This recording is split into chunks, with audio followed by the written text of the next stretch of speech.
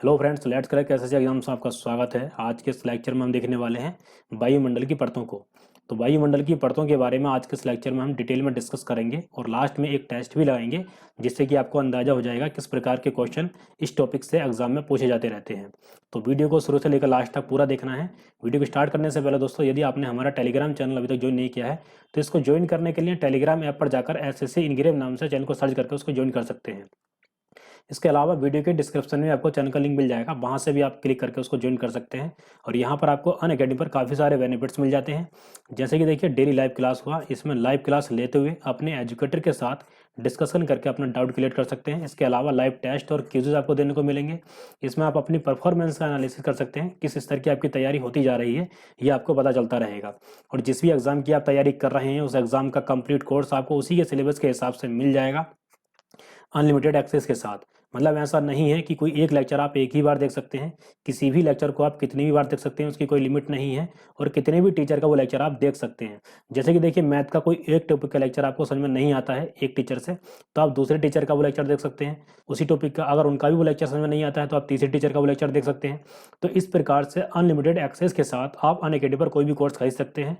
और यदि आपने अभी तक अनअकैडमी लर्निंग ऐप डाउनलोड नहीं किया है तो उसको डाउनलोड कर लीजिए, और जिस भी एग्जाम के कोर्स को आप खरीदना चाहते हैं खरीद सकते हैं और पा सकते हैं पूरे 10% का डिस्काउंट। ठीक है। जैसे कि देखिए, आपको एसएससी का कोर्स खरीदना है तो एसएससी के कोर्स के लिए आपकी 12 मंथ की फीस होगी 6,000 रुपये। लेकिन अगर इसमें आप मेरा SHAM कोड का यूज करते हो तो आपको पूरे 10% का डिस्काउंट मिल जाएगा, और उसके बाद आपकी फीस हो जाएगी 5,400 रुपये। 10% डिस्काउंट प्राप्त करने के लिए आपको कोर्स खरीदते समय मेरा SHAM कोड का यूज करना होगा। और यदि आपका टारगेट लंबा है, 24 मंथ का टारगेट है, मतलब 2 साल का टारगेट है पूरे, तो 2 साल के लिए देखिए आपकी फीस होगी 7,200 रुपये। लेकिन अगर इसमें आप मेरा SHAM कोड का यूज करते हो तो इसमें भी आपको पूरे 10% का डिस्काउंट मिल जाएगा, और उसके बाद आपकी फीस हो जाएगी मात्र 6,480 रुपये। तो इस प्रकार से 10% के डिस्काउंट के साथ आप अनअकैडमी पर कोई भी कोर्स खरीद सकते हैं। चलिए आते हैं अपने टॉपिक पर। आज का लेक्चर है हमारा वायुमंडल पर। तो पहले तो आपको मैं यही बता देता हूं कि वायुमंडल हम किसको कहते हैं, वायुमंडल की परिभाषा क्या है। तो देखिए, हमारी पृथ्वी के चारों ओर तो विभिन्न प्रकार की गैसें हैं, जो विभिन्न प्रकार की गैसों का आवरण है, जो हमारी पृथ्वी को चारों ओर से घेरे हुए है या ढके हुए है, उसको हम कहते हैं वायुमंडल। तो वायुमंडल को वायुदाब और तापमान के आधार पर 5 परतों में बांटा गया है। ठीक है। तो वायुमंडल क्या होता है ये मैंने आपको बता दिया है। तो वायुमंडल को वायु दाब और तापमान के आधार पर इन 5 परतों में बांटा गया है, जिनका नाम है, सबसे पहले क्षोभ मंडल है, फिर समताप मंडल, ये इनका इंग्लिश में नाम लिखा है। क्षोभ मंडल को ट्रोपोस्फेयर कहते हैं। अभी हम डिटेल में इन सभी के बारे में डिस्कस करेंगे, यहाँ पर आप देख सकते हैं। तो उनसे पहले मैं थोड़ा सा इनके बारे में, इनकी गैसों के बारे में आपको बता देता हूँ। जैसे कि देखिए, इनका इंग्लिश में नाम है सभी का ट्रोपोस्फियर, ये क्षोभ मंडल हो गया। यहाँ हो गया स्ट्रेटोस्फेयर, समताप मंडल। मध्य मंडल हो गया यहाँ पर ये मेजोस्फेयर। यहाँ थर्मोस्फेयर, ये ताप मंडल हो गया। और यहाँ हो गया एक्जोस्फेयर, सबसे बाहर की परत जो होती है एक्जोस्फेयर, या बहिर्मंडल या बाह्य मंडल। ठीक है। तो इस प्रकार से देखिए, वायुमंडल को वायुदाब और तापमान के आधार पर इन 5 परतों में बांटा गया है। अब वायुमंडल की गैसों के बारे में हम बात कर लेते हैं। देखिए, पूरे वायुमंडल में सबसे ज़्यादा नाइट्रोजन की मात्रा होती है। नाइट्रोजन पूरे वायुमंडल में 78.08% पाई जाती है। तो कुछ इंपॉर्टेंट गैसें हैं जिनकी आपको परसेंटेज भी पता होना चाहिए। जैसे कि नाइट्रोजन पूरे वायुमंडल में सबसे ज़्यादा पाई जाती है, 78.08% पाई जाती है। तो ये सबसे ज़्यादा पाई जाती है, इसलिए आपको इसकी परसेंटेज भी याद होनी चाहिए। इसके अलावा देखिए, दूसरे नंबर पर आती है ऑक्सीजन। ऑक्सीजन की वायुमंडल में परसेंटेज है 20.95%। ऑक्सीजन हमारे जीवन के लिए कितनी महत्वपूर्ण है ये तो आपको पता ही है। तो ऑक्सीजन की मात्रा है 20.95% या 95%। तो ये ऑक्सीजन और नाइट्रोजन ही पूरे वायुमंडल में 99% हो जाती हैं। तो ये दोनों गैसें ही पूरे वायुमंडल में मिलकर हो जाती हैं 99%। इसके अलावा जो 1% बचा है लगभग, उसमें अन्य सभी गैसें आ जाती हैं। जैसे कि देखिए, तीसरे नंबर पर आर्गन आ जाती है। आर्गन की परसेंटेज भी आपको याद होनी चाहिए। ठीक है, 0.93%। इसके अलावा जितनी भी गैसें हैं, ये जेनॉन, नियोन, हाइड्रोजन, हीलियम, ये आपको इनकी परसेंटेज याद नहीं करनी है। आपको करनी है कार्बन डाइऑक्साइड की, मतलब CO2 की परसेंटेज। तो CO2 वायुमंडल में कितने परसेंट में है? 0.038। 0.038% वायुमंडल में कार्बन डाइऑक्साइड पाई जाती है। तो देखिए, carbon dioxide, argon, oxygen, nitrogen, इनकी परसेंटेज भी आपको याद होनी चाहिए। तो हमने यहाँ पर देखा नाइट्रोजन और ऑक्सीजन दोनों मिलकर 99% हो जाती हैं लगभग, वायुमंडल में 99% से थोड़ा सा ज़्यादा हो जाती हैं। उसके बाद आर्गन आती है, तो ये आपको इसकी परसेंटेज याद होनी चाहिए आपको 0.93%। इसके अलावा कार्बन डाइऑक्साइड की परसेंटेज आपको याद होनी चाहिए। ठीक है, चलिए अब डिटेल में डिस्कस कर लेते हैं एक एक परतों को हम। तो देखिए पहले तो हम इनके नाम ही देख लेते हैं। मैंने आपको बताया था कि पूरे वायुमंडल को वायु दाब और तापमान के आधार पर 5 परतों में बांटा गया है। सबसे पहले है इसमें क्षोभमंडल, ट्रोपोस्फियर। देखिए जहां पर जो परत समाप्त होती है उसी के नाम से उसकी सीमा का नाम दे दिया जाता है। जैसे कि देखिए क्षोभमंडल है, क्षोभमंडल को हम इंग्लिश में कहते हैं ट्रोपोस्फियर। तो जहां पर ये इसकी सीमा होगी, जहां ये खत्म होगी, इस सीमा को हम बोलते हैं ट्रोपोपोज। इसी के नाम से ट्रोपोपोज होगा। देखिए यहाँ पर ये ट्रोपोस्फियर है तो इसका नाम हो जाएगा ट्रोपोपोज। मैं लिख देता हूं ट्रोपो, PAUSE, ट्रोपोपोज। ठीक है, तो देखिए आपको इनका नाम हिंदी के साथ साथ इंग्लिश में भी याद रखना है, क्योंकि कभी कभी एग्जाम में यही पूछ लेते हैं कि निम्नलिखित में से किसको क्षोभमंडल कहा जाता है। तो इंग्लिश में आपको 4 ऑप्शन दिखाई दे जाएंगे, तो उनमें से ट्रोपोस्फियर को क्षोभमंडल कहा जाता है। तो इस प्रकार से देखिए हिंदी के साथ साथ आपको इंग्लिश में भी इनके नाम याद होने चाहिए। कभी कभी छोटे छोटे क्वेश्चन यहीं से बन जाते हैं। अगर इंग्लिश में नाम याद होंगे तो उनकी जहाँ सीमा होती है, जहाँ ये समाप्त होती है सीमा उनकी, उनका नाम आपको खुद ब खुद याद हो जाएगा। जैसे कि देखिए इसका नाम है ट्रोपोस्फियर, तो जहाँ इसकी सीमा है, अंतिम सीमा है, उसका नाम है, उसकी सीमा का नाम है ट्रोपोपोज। तो इसलिए आपको हिंदी के साथ इंग्लिश में भी इनका नाम याद होना चाहिए। तो यहाँ पर देखिए क्षोभमंडल हो गया, अभी हम डिटेल में डिस्कस करेंगे। उससे पहले मैं सभी का नाम बता देता हूँ आपको। क्षोभमंडल हो गया, यहाँ समताप मंडल हो गया, इसको इंग्लिश में बोलते हैं स्ट्रेटोस्फियर। इसके बाद मध्य मंडल हो गया, मेजोस्फियर। देखिए 5 परतों में जो मध्य में है, मध्य मंडल उसका नाम है, इंग्लिश में है मेजोस्फियर। तो ये आसानी से आपको याद रहेगा। इसके बाद है देखिए आयन मंडल। आयन मंडल को ताप मंडल भी कहा जाता है। ये दोनों नाम आपको याद रखने हैं। आयन मंडल और ताप मंडल एक ही परत को कहा जाता है, आयनोस्फियर या थर्मोस्फियर। इंग्लिश में भी नाम आपको याद होना चाहिए। इसके बाद देखिए सबसे अंतिम जो परत है, सबसे बाहर की ओर जो परत है वो है वायुमंडल या बहिर्मंडल। तो सबसे बाहर की ओर है तो उसका ऐसा ही नाम है वायुमंडल, एक्सोस्फियर। तो ये नाम भी आपको आसानी से याद हो जाएगा। तो ये हैं पूरे वायुमंडल की 5 परतें। ठीक है, अब हम एक एक करके डिटेल में डिस्कस करते हैं। जैसे कि देखिए सबसे पहले है क्षोभमंडल। तो क्षोभमंडल की ऊंचाई कितनी है, पहले तो हम यही बात कर लेते हैं। देखिए क्षोभमंडल की ऊंचाई ध्रुवों पर 8 किलोमीटर है और विषुवत रेखा पर 18 किलोमीटर है। ठीक है, 8 से 18 किलोमीटर तक इसकी ऊंचाई है क्षोभमंडल की। ध्रुवों पर 8 किलोमीटर और विषुवत रेखा या भूमध्य रेखा पर है 18 किलोमीटर। तो ये तो है इसकी ऊंचाई। और जैसे ही पृथ्वी की सतह से ऊपर जाते रहते हैं, तो पृथ्वी की सतह से ऊपर जाते हुए इसका टेम्परेचर कम होता जाता है। ठीक है, टेम्परेचर इसका कम होता जाता है, ये भी आपको याद होना चाहिए। और वायुमंडल की सभी परतों में सबसे ज्यादा वायुदाब भी यहीं पर होता है, क्षोभमंडल में। और पृथ्वी की सतह पर सबसे ज्यादा वायुदाब कहाँ पर होता है, जहाँ समुद्र होता है, जहाँ समुद्र तल होता है, वहां पर सबसे ज्यादा वायुदाब होता है। तो ये कुछ छोटी छोटी बातें आपको पता होना चाहिए। अब हम एक एक करके इनके बारे में डिटेल में डिस्कस कर लेते हैं। अब यहाँ पर देखिए क्षोभमंडल के बारे में, बादल, ओला, मेघ गर्जन, आंधी, तूफान आदि सभी घटनाएं जो होती हैं वो क्षोभमंडल में होती हैं। ये भी आपको याद होना चाहिए। देखिए बादल क्षोभमंडल में होता है, ओला जो होते हैं, वो ओला जो पड़ते हैं वो क्षोभमंडल में पड़ते हैं। यहाँ पर देखिए बादलों का फोटो भी मैंने दिखा दिया है आपके लिए। मेघ गर्जन, जब बादल यहाँ पर होंगे तो मेघ गर्जन भी यहीं पर होगा। आंधी, तूफान, ये आदि सभी घटनाएं क्षोभमंडल में ही होती हैं। इसके अलावा देखिए यहाँ पर मैंने आपको बताया था कि पृथ्वी की सतह से ऊपर जाते हुए क्षोभमंडल में टेम्परेचर घटता जाता है। तो यहाँ पर टेम्परेचर घट रहा है। अब ये किस स्पीड से घटता है, यहाँ पर लिखा है देखिए 6.5 डिग्री सेल्सियस पर किलोमीटर कमी होती जाती है टेम्परेचर की। तो 1 किलोमीटर में या 1000 मीटर में कितने डिग्री सेल्सियस कम हो जाता है टेम्परेचर, 6.5 डिग्री सेल्सियस। ये भी आपको याद होना चाहिए। और इस कमी को हम क्या कहते हैं, सामान्य पतन या ह्रास दर, इंग्लिश में बोलते हैं नॉर्मल लैप्स रेट। तो ऐसे ऐसे क्वेश्चन भी एग्जाम में पूछ लेते हैं। तो ये कुछ इंपॉर्टेंट फैक्ट्स आपको याद होने चाहिए।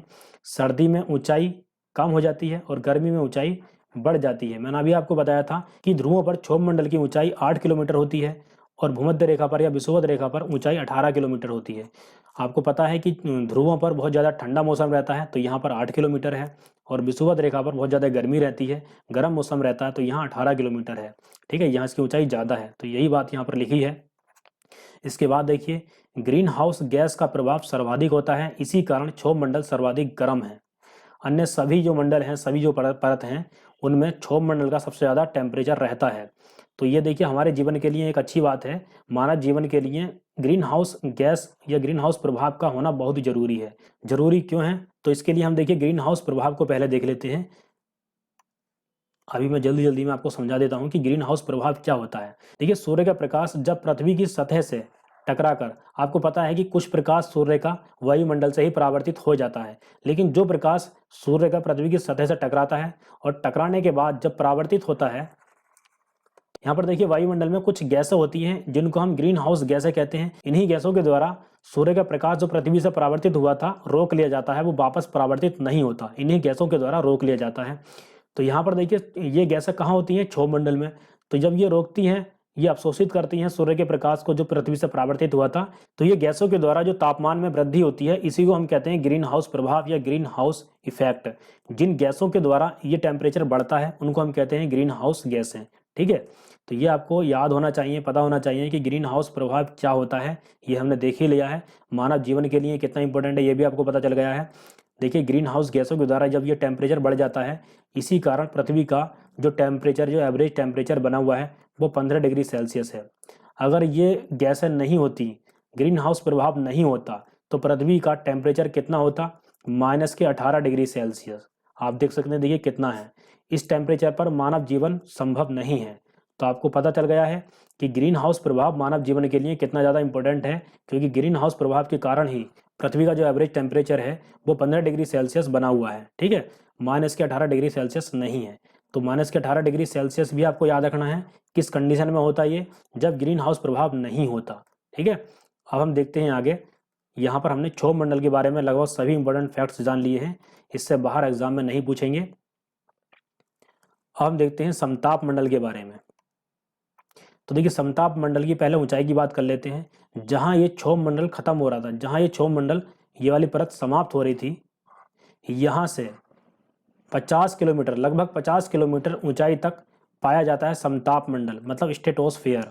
और जहां ये इसकी सीमा होती है, ये भी मैंने आपको बताया था, इसको हम क्या बोलेंगे, स्ट्रेटोपोज। मैंने सभी परतों के बारे में आपको बता दिया था कि जहां जो परत समाप्त होती है उसी के नाम से उसका नाम होता है।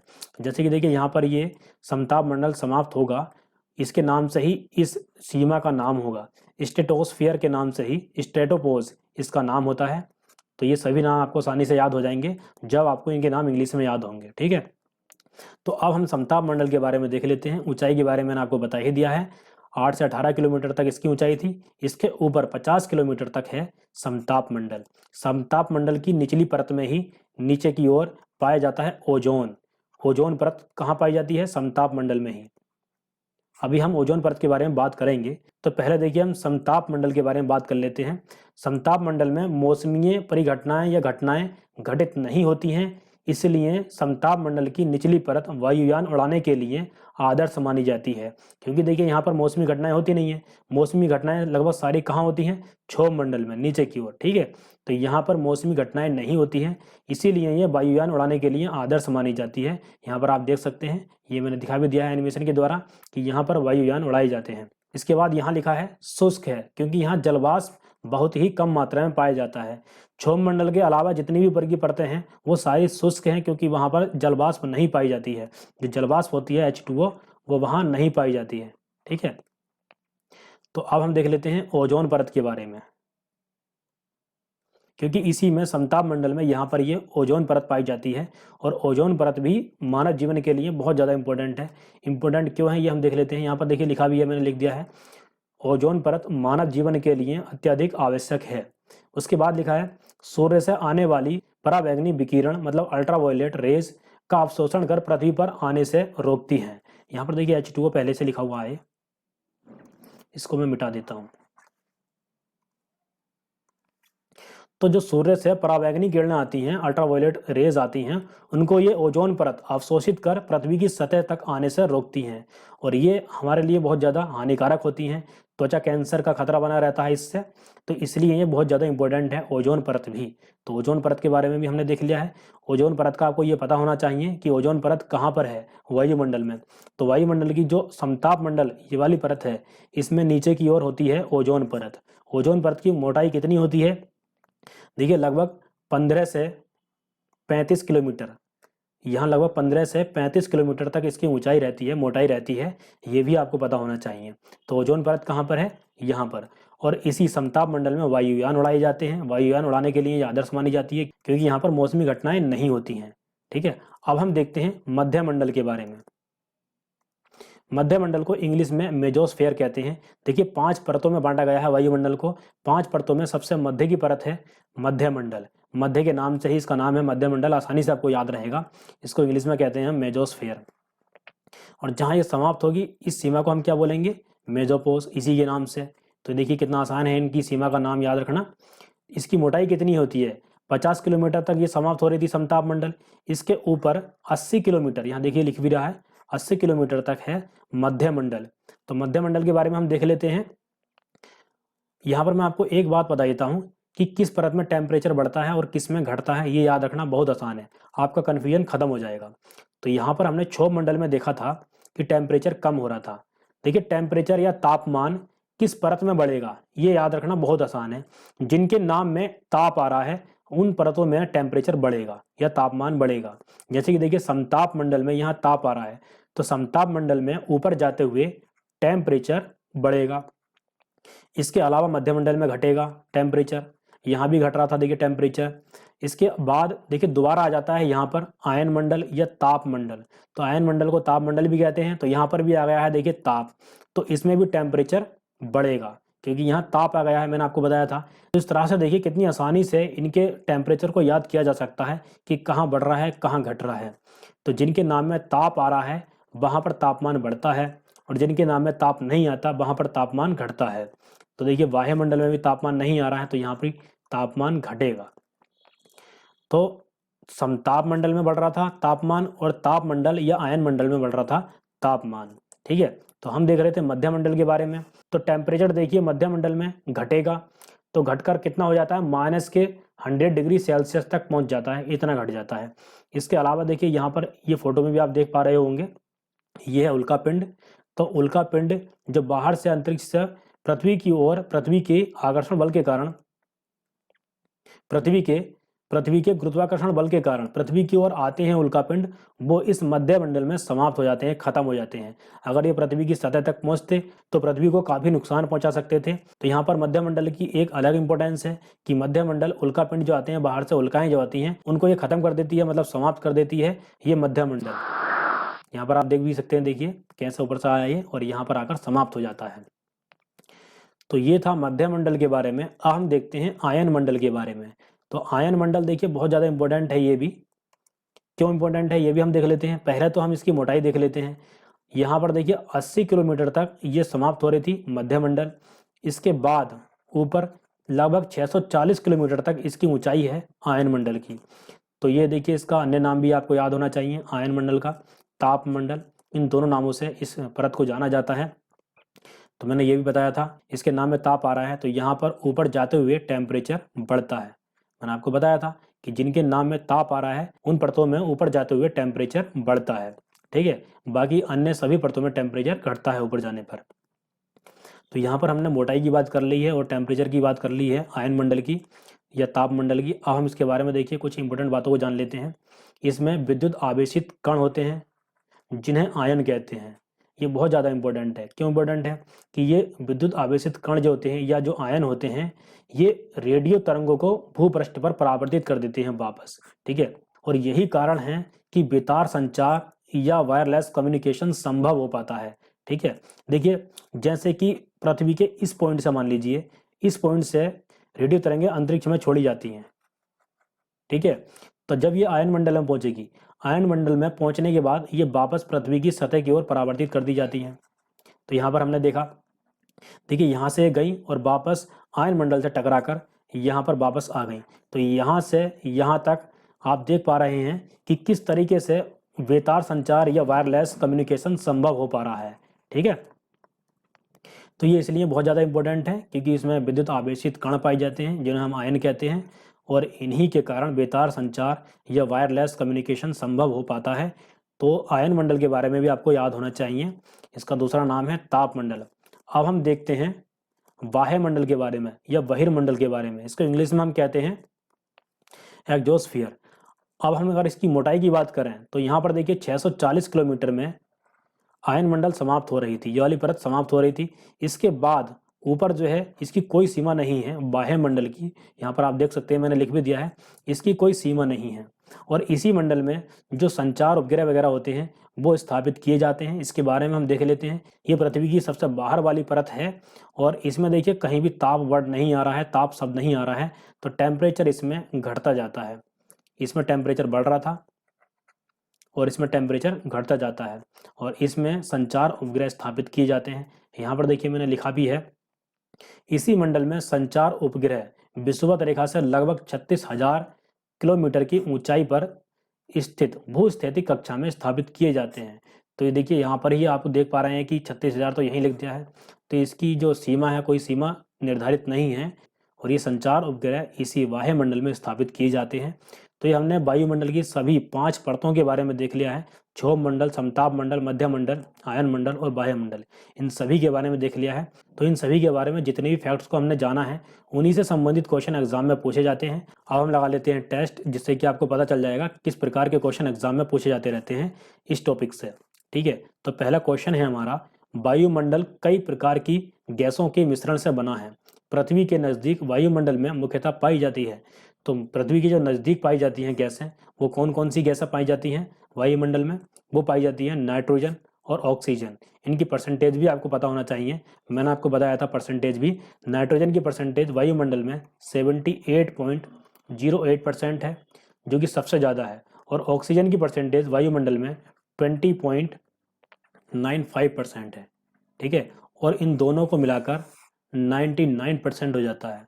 तो आप यहाँ पर देख रहे हैं कि पूरे वायुमंडल में सबसे ज़्यादा 99% ये दोनों गैसें ही हैं। ठीक है, इसके अलावा 1% में अन्य सभी गैसें आती हैं।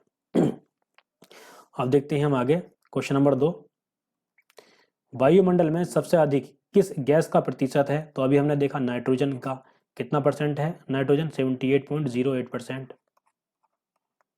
ठीक है, उसके बाद ऑक्सीजन आती है। आगे देखते हैं क्वेश्चन नंबर 3, पृथ्वी के धरातल से ऊपर की ओर वायुमंडल के विभिन्न स्तरों का सही क्रम है? तो मैंने क्रम तो आपको बता ही दिया है, सबसे पहले क्षोभ मंडल होता है, उसके बाद समताप मंडल, उसके बाद मध्य मंडल होता है, न कि आयन मंडल। तो ये तो गलत हो गया। दूसरा देखते हैं, देखिए यहाँ पहले ही समताप मंडल लिख दिया, ये गलत हो गया। यहाँ देखते हैं ऑप्शन सी में क्षोभ मंडल, फिर समताप मंडल, फिर मध्य मंडल, फिर आयन मंडल, ये बिल्कुल ठीक है, ऑप्शन सी बिल्कुल ठीक है। क्वेश्चन नंबर 3 का आंसर सी। आगे देखते हैं क्वेश्चन नंबर 4, अधिकांश मौसम गतिविधियां जिस वायुमंडलीय परत में होती हैं वह है? तो वो कौन सी वायुमंडल की परत है जहां पर सबसे ज़्यादा मौसमी गतिविधियां होती हैं या मौसम की घटनाएं होती हैं? तो वो है सबसे पहली परत क्षोभ मंडल। ठीक है, आगे देखते हैं क्वेश्चन नंबर 5, समताप मंडल को जेट विमानों की उड़ान के लिए आदर्श माना जाता है। तो क्यों माना जाता है? क्योंकि यहाँ पर मौसमी घटनाएं नहीं होती हैं, ओला, वर्षा, मेघ गर्जन, ये सब कुछ नहीं होता है समताप मंडल में, इसलिए यहाँ पर वायुयान उड़ाने के लिए ये आदर्श जगह मानी जाती है।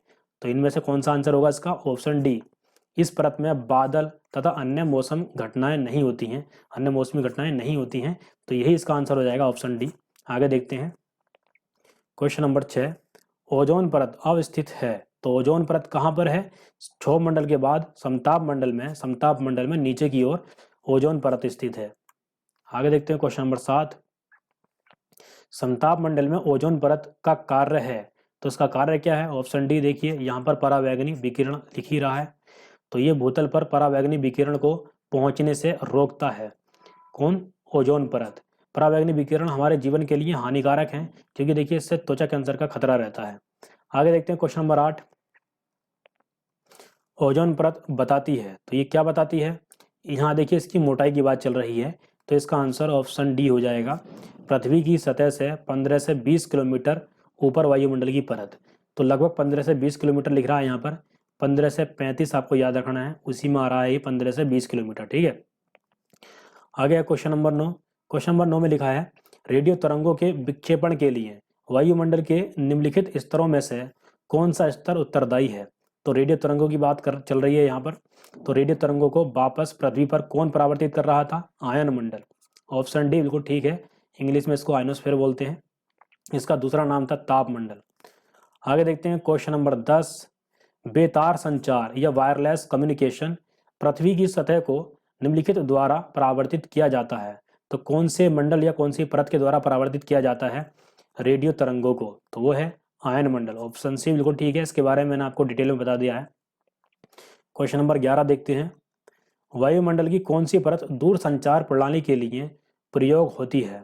तो दूर संचार प्रणाली के लिए वायुमंडल की कौन सी परत प्रयोग होती है? आयन मंडल। Option D. रेडियो एक्टिव तरंग इसी मंडल के द्वारा वापस पृथ्वी पर परावर्तित कर दी जाती हैं। तो इसका आंसर हो जाएगा ऑप्शन डी, आयन मंडल। क्वेश्चन नंबर 12 है। संचार उपग्रह वायुमंडल के किस स्तर में अवस्थित किए जाते हैं? तो वो सबसे बाहर की परत जो थी वायुमंडल, वहीं पर संचार उपग्रह स्थापित किए जाते हैं।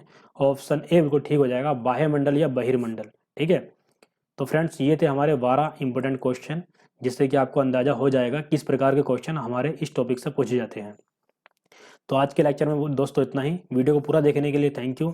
और यदि आपने इस चैनल को अभी तक सब्सक्राइब नहीं किया है तो चैनल को सब्सक्राइब करके बेल आइकन पर क्लिक कर दीजिए, जिससे कि आने वाली सभी वीडियोज़ के नोटिफिकेशन आप तक प्राप्त होते रहेंगे। इसके अलावा देखिए टेलीग्राम चैनल को भी ज्वाइन कर लीजिए, क्योंकि यहाँ पर सभी इंपॉर्टेंट वीडियोज़ के लिंक अवेलेबल होते रहते हैं। जितनी वीडियो आती है उनसे संबंधित जानकारी आपको टेलीग्राम पर दे दी जाती है। इसके अलावा मैंने आपको बताया था कोर्स खरीदने के बारे में अनअकैडमी पर। अनअकैडमी पर कोई भी कोर्स खरीदते समय यदि आप SHAM कोड का यूज़ करते हो तो आपको पूरे 10% का डिस्काउंट मिल जाएगा। ठीक है, तो चलिए दोस्तों मिलते हैं नेक्स्ट वीडियो में। Thank you so much.